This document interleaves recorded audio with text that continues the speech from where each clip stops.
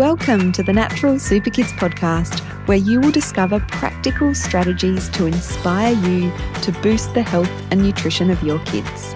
I'm Jessica Donovan, a qualified naturopath specialising in kids' health, and I want to make it as easy as possible for you to raise healthy and happy kids. Let's get into it.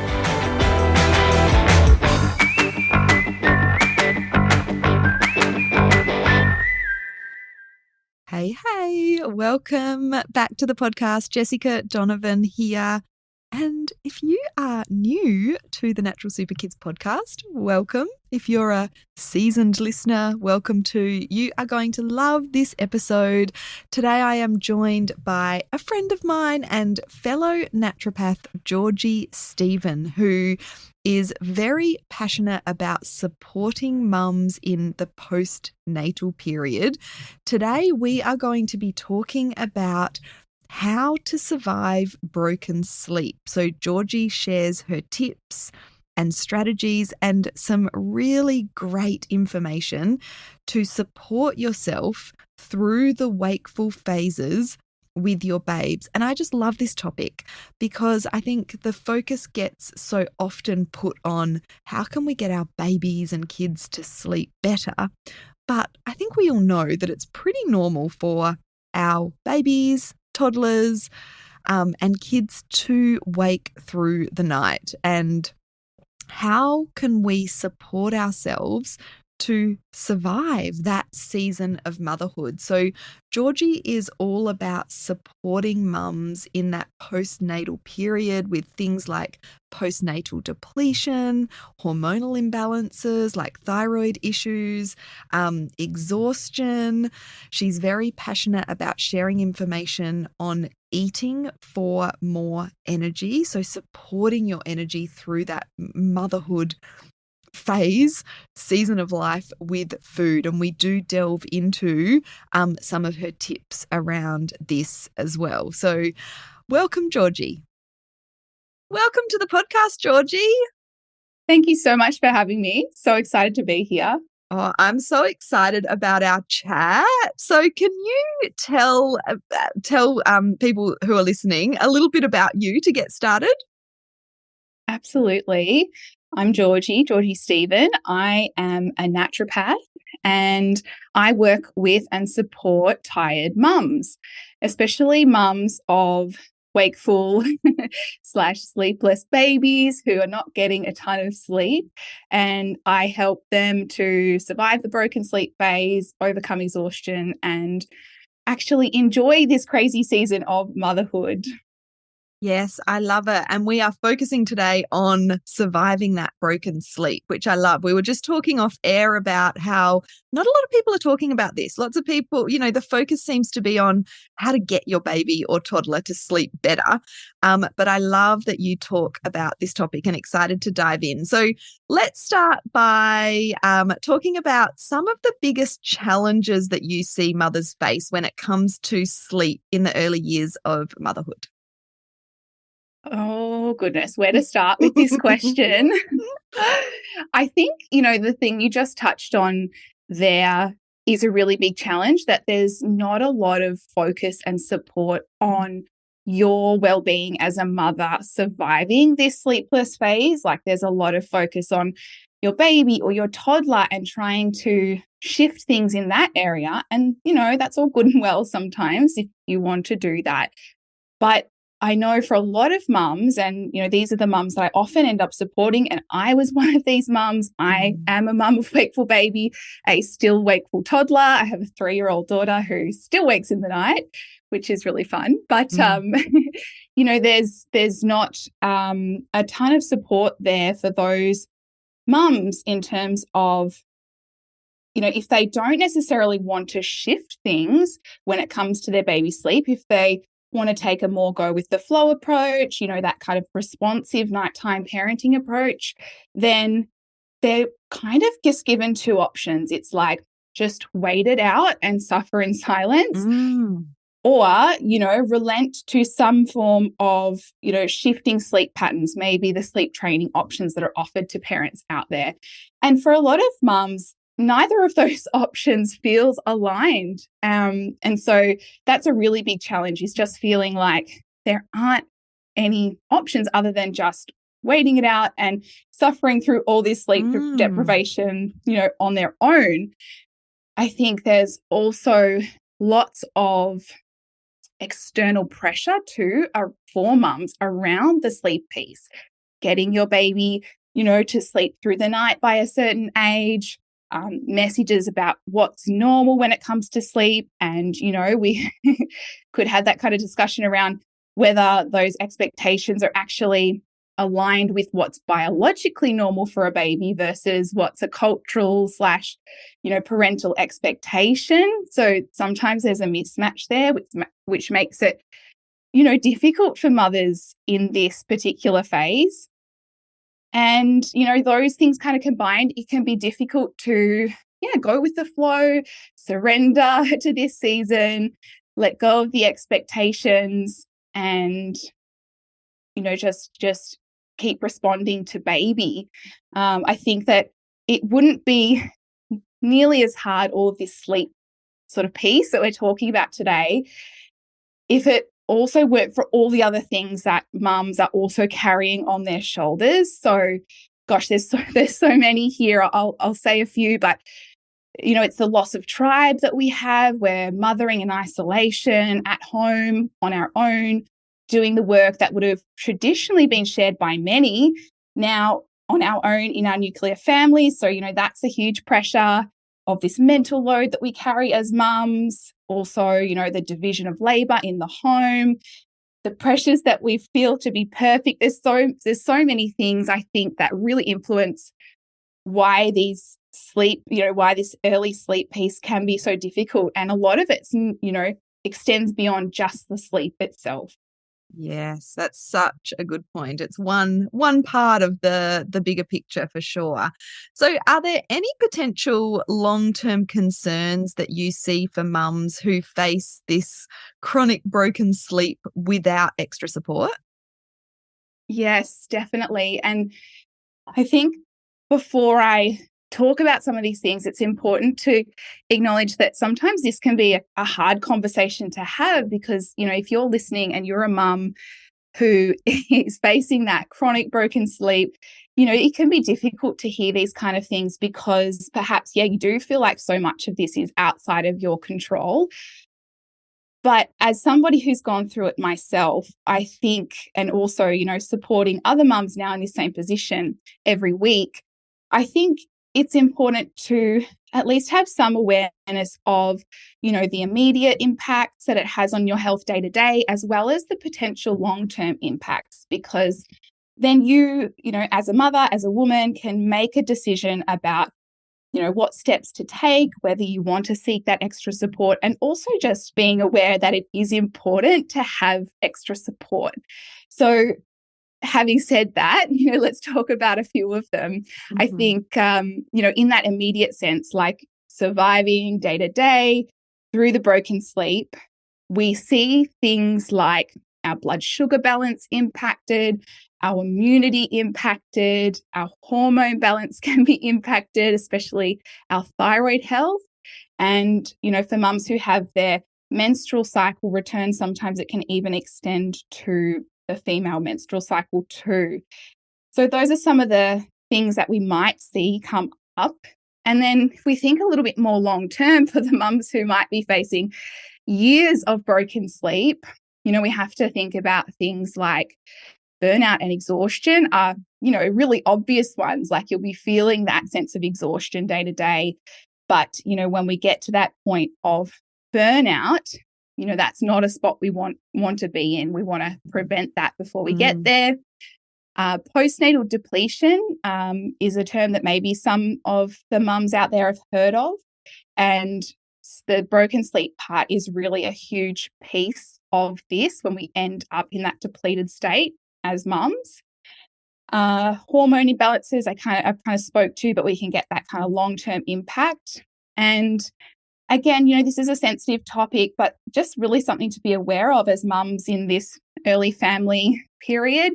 when we are exhausted, burnt out, or depleted, if we want to continue growing our family, it can have consequences for our fertility, family planning, falling pregnant, or even, the comfort / discomfort of our next pregnancy, and then thinking even further ahead to our next postpartum. Yes, such good points. And I think as we're both naturopaths, we see that, don't we? Those mums that have just kind of pushed through like multiple pregnancies and end up falling in a heap if they're sort of, not getting that, that right support. So back on sleep, there's a big range of normal when it comes to babies and toddlers when it comes to sleep. So, how can we tell, or how can parents tell the difference between normal night wakings and something that might be more problematic? Yeah, I think this is such a good question to ask and just get really clear on too, because, as we said before, there's a lot of noise out there in terms of what babies should be doing, or toddlers even should be doing when it comes to sleep. And a lot of that information is not always aligned with biological norms, like what we see in the research to be normal ranges for babies and toddlers. So there is that big range of normal, but there are definitely cases when it extends past that. So things that I'm always on the lookout for when I'm talking with the mum, just to make sure that, we're not missing anything that needs to be investigated or addressed, is, things like the duration of the sleep blocks that baby or toddler is getting, the frequency of waking. So, it is normal for babies to wake frequently in the night. But if those sleep blocks are, routinely less than or around that 1 hour, so if they're waking that much, that might be something that we want to look a little bit deeper into. Also, we can take a look at their naps. How long are the naps? Again, if they're very, very short, fractured, we might be wanting to give a bit more support through that. And then beyond that, we can kind of have a think about, okay, what's baby or toddler's mood and behavior and energy levels like when they're awake? Because this can give us a little bit of information about whether the sleep that they are getting is filling up their sleep need cup, if you will. And so, if they're lethargic, fatigued, not very energetic, like we would expect an older baby or a toddler to be like, or if their mood, if they seem very irritable or uncomfortable, or, even inattentive, not responsive, then we might start to think about whether their sleep is impacting those parts of their wake time.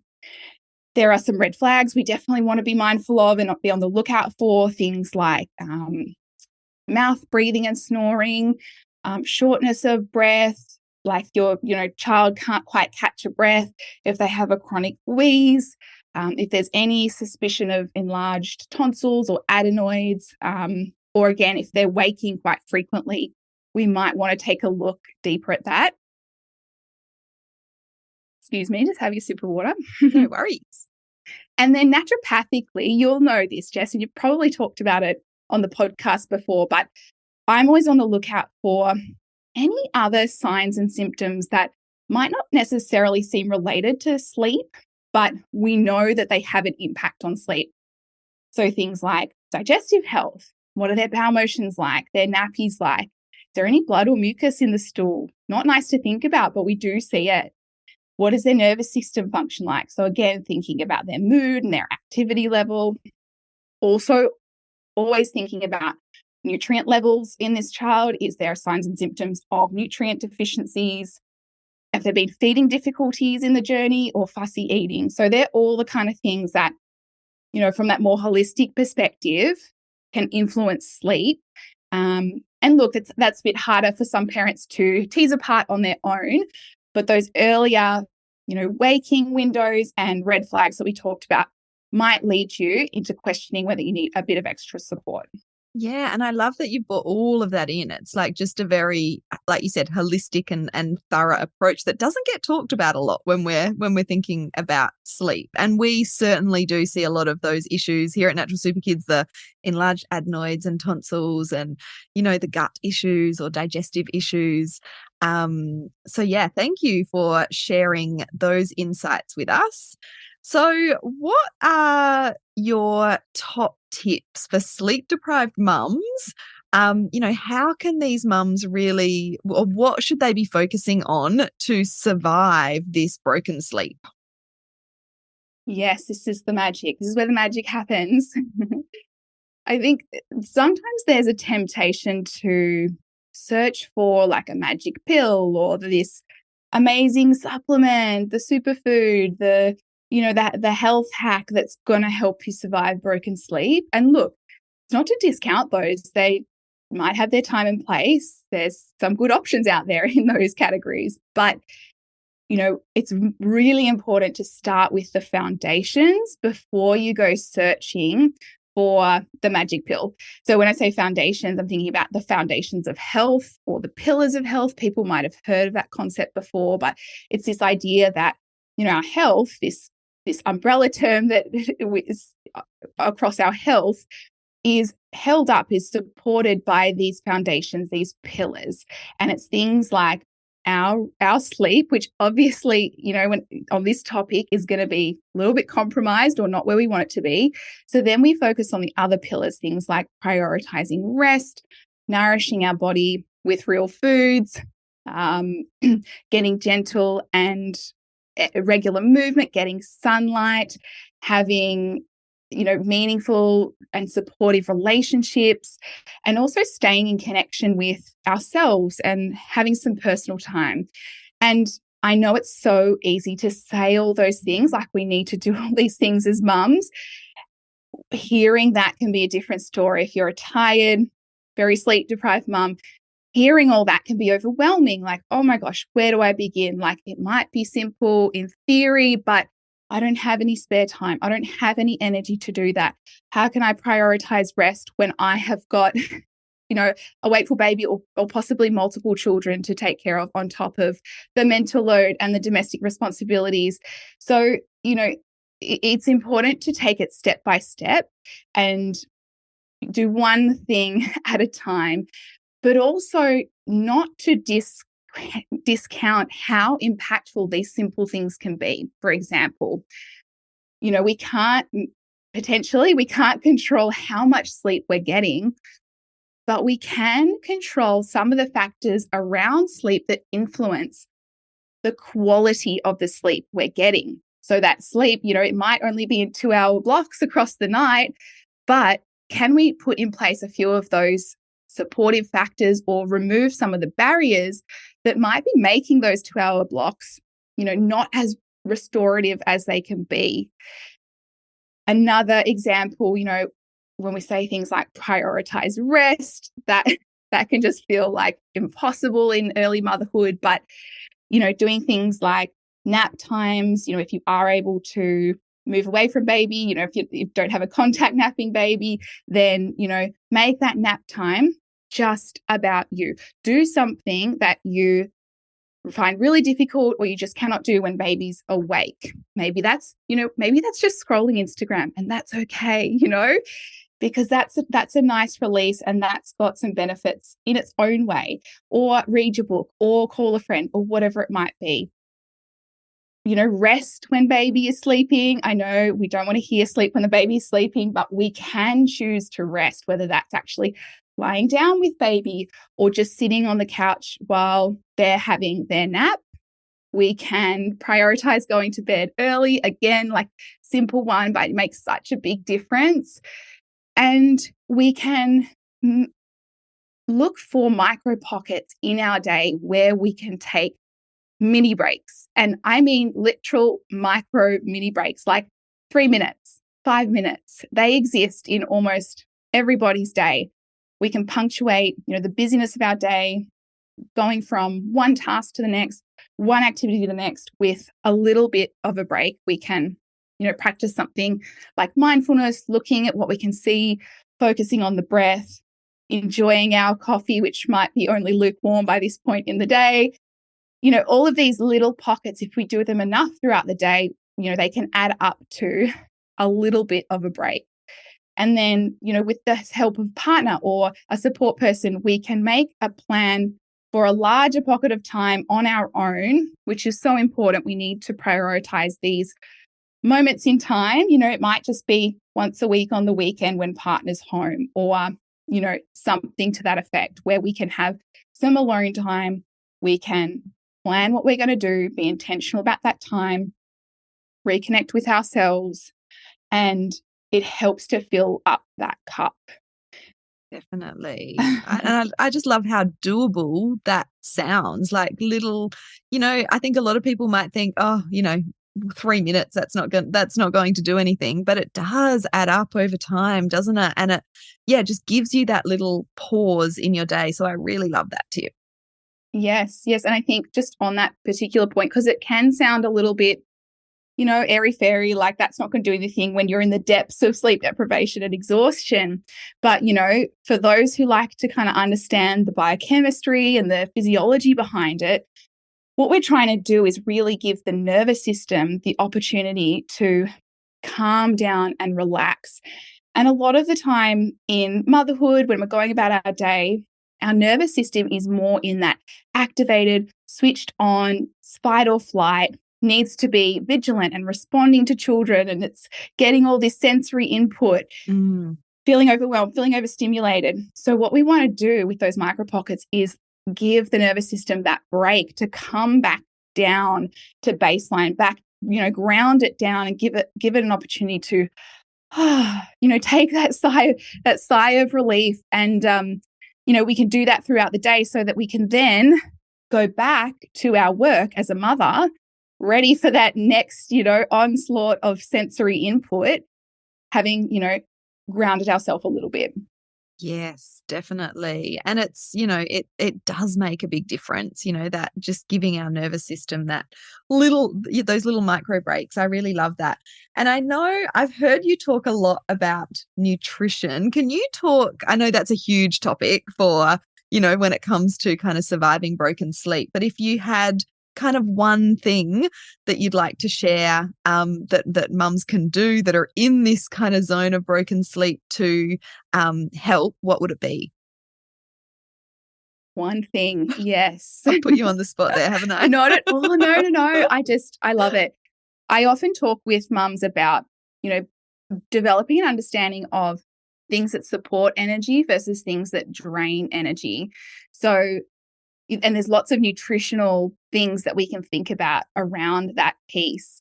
And I think the biggest one for being an energy giver and supporting yourself through this phase, and this connects to so many of the things that we've talked about, is really prioritizing good bioavailable protein with every meal. And when I say bioavailable, that term might be familiar to some people, might not be. What it means, it's a concept that describes how easy it is for our body to access the nutrients or a certain nutrient within a food, how easy it is for the body to break down that food, take the nutrients, absorb them into the body, and then use them for all the important functions. And different foods have different bioavailabilities. Ideally, we're prioritizing the most bioavailable sources to make it easy for our body.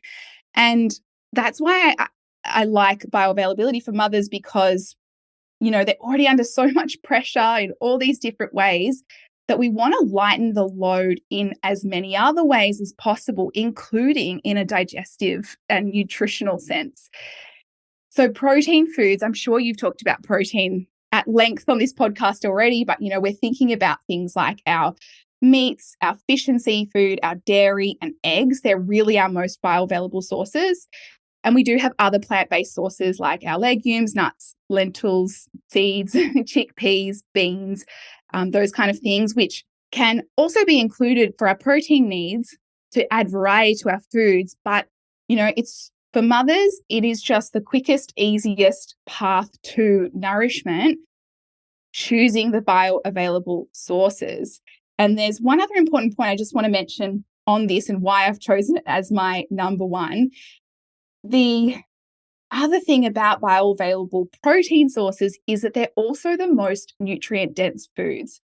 So when, nutritional scientists look at foods and they break down, how much of the most important nutrients, these essential nutrients, are in a given food, what comes out on top are our animal foods and our leafy greens. So leafy greens don't contain a ton of protein. So just for the point of this particular question, it's really those animal foods that are going to nourish our body, be easiest to digest, give us a really decent source of protein. And why protein is important for mothers, my goodness, there are so many reasons. And anybody who knows me knows that this is my number one go-to. I talk about it all the time. I have countless blogs and videos over on my website. So if anyone wants to deep dive, that's the place to go. Protein, it stabilizes our blood sugar. And you might remember from the start of the conversation, we said that blood sugar can be impacted by broken sleep. So that's always front of my mind. It keeps us full between meals, so we're not snacking. It curbs sugar cravings. It helps us to regulate our body composition. So for mums who have a goal of postpartum weight loss, this is crucial too. It's important for the physical recovery that comes after birth and postpartum. You need it in high amounts for breastfeeding, skin health, hair health, hormone balance. Like the list goes on and on and on. So this is why I always start here. And because of that kind of two birds, one stone thing, we get the protein and all those benefits, but we also nourish our body with all of these essential micronutrients at the same time. Yes, I just love that. And I think, protein foods are not the foods that we tend to go for when we are in that really tired, exhausted state either, are they? So I think we have to make a really conscious decision to get more of these foods into our diet, right? Absolutely. And that particular point is such an important one to understand because it's understanding what's going on with your physiology again so that you can kind of see it when it's happening, because cravings for things like sugar and those carbohydrate-rich foods, the breads and the crackers and the chips and the cookies, that's one of the most common things that the mums I work with express to me. Like, I have these intense cravings, and that is happening partly because of the broken sleep. Like when we're sleep deprived, we have multiple mechanisms that go off, one of them being the blood sugar balance piece that basically drives these cravings. And so it's not your fault. It's not a willpower thing. Don't blame yourself. It's your physiology. It's the sleep. But to counteract that, we can prioritize the protein.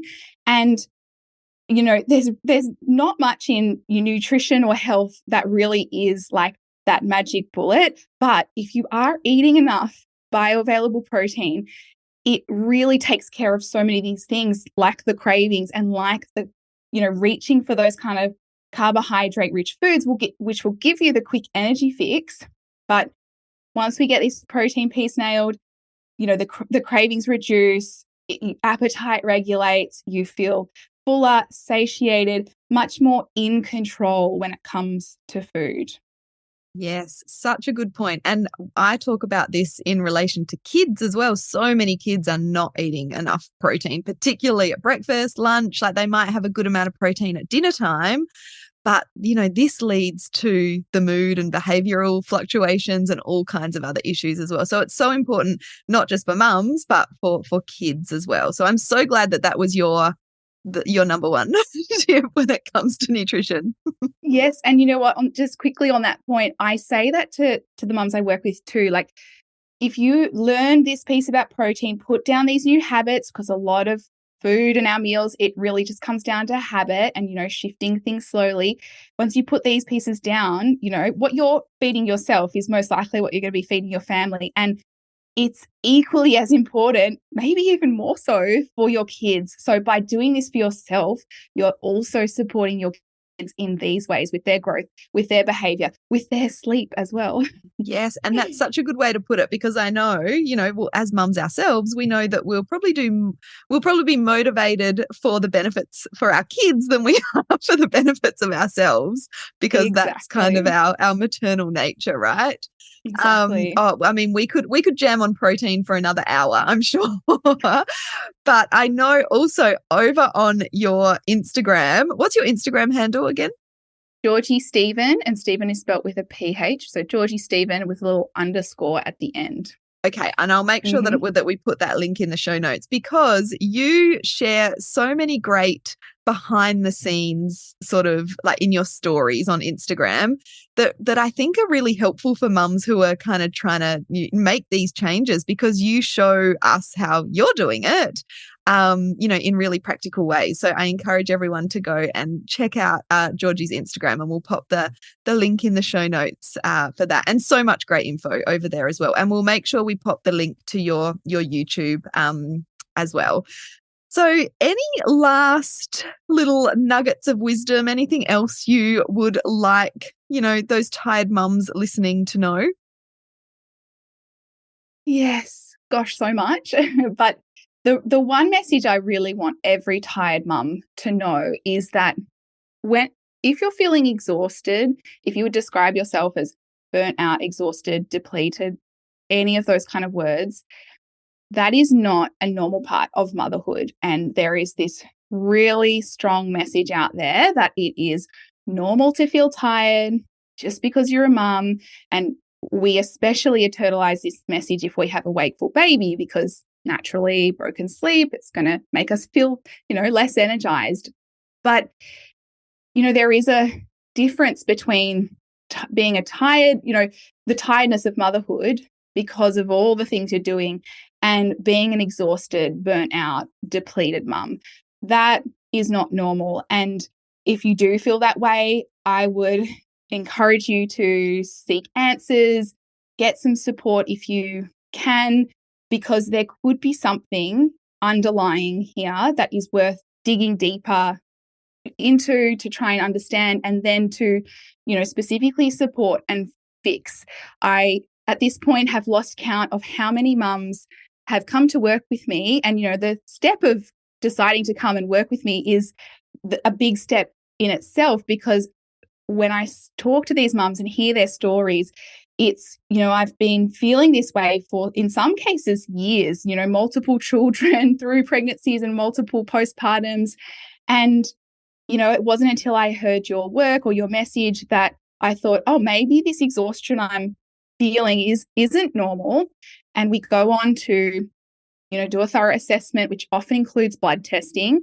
And something comes up that is a clear driver of this exhaustion, like thyroid imbalances are very, very common in postpartum, and exhaustion fatigue, classic symptom of that. Iron deficiency, B12 deficiency, blood sugar imbalance, just to name a few of the main ones. And once we know they're there, we know exactly how to support you to get you better. And again, I'm lucky that I have these experiences and opportunities to work with mum, because we go on that journey, we identify what's wrong, we support them through it, and on the other side, they are feeling, resilient. The brain fog is gone, the energy is back, they can think clearly, memory is back online, they're enjoying their kids, they're no longer snappy, they're back, their vitality's back. So long story short, it is not normal to be exhausted just because you're a mum. Yes, I love that, because, I think mums get told that by so many, doctors or other health professionals. Well, you're just a new mum. Of course you're going to be tired, or of course you're going to be exhausted. So, and I know you are the perfect person to be supporting these mums as well. So can you tell us a bit more about what you offer? And I know you've got a free guide as well. Tell us more about that. Yes, thank you. I have a guide for tired mums. It's my 7-step guide to boosting your energy for tired mums, even if you have a wakeful baby. And look, it really is the good stuff. It's where I start with a lot of my clients. So, if you're not in an opportunity to work one-on-one with someone, get the guide because it will walk you through some of those foundations. It talks about the protein. It talks about, those things that we've covered in this chat today. And you can access that on my website, which is georgiestephen.com.au, or over on Instagram is really where I'm most active. And you can also easily find the link for the guide there. Awesome. And we'll make sure that we pop the links in the show notes. And if people do want to work one-on-one with you, can you tell us more about what you offer in that space? Yes, absolutely. So I work one-on-one with mums, and I also do a lot of work with their babies too, around that sleep piece if parents feel like that's something they want to dive deeper on. And I also offer a membership for mums called Nourished. And inside that, we really dive deeper into all of these wonderful topics and, explore things at a nice mother-friendly pace, where mums can absorb and explore these concepts, these foundations, these strategies to, make meaningful changes to their health, to overcome exhaustion and to survive broken sleep. So good. So good. And we will make sure all of those links are in the show notes, and you can get to all of that through Georgie's website, which is Georgie Stephen with a PH and .com.au. You said it was, wasn't it? Yes. Yeah. Yes. Thank you. That's me. Lovely. Thank you so much for coming on and sharing your wisdom. Like I said, there's not a lot of people talking about this surviving broken sleep. So I just think so many mums in our audience will get so much out of this chat. So thanks, Georgie. Thank you so much for having me. It was a pleasure.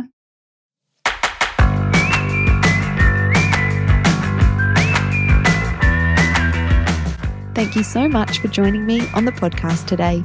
Head on over to our website, naturalsuperkids.com, for the show notes for this episode, as well as a whole heap of inspiration to help you raise healthy and happy kids. I'll see you next week.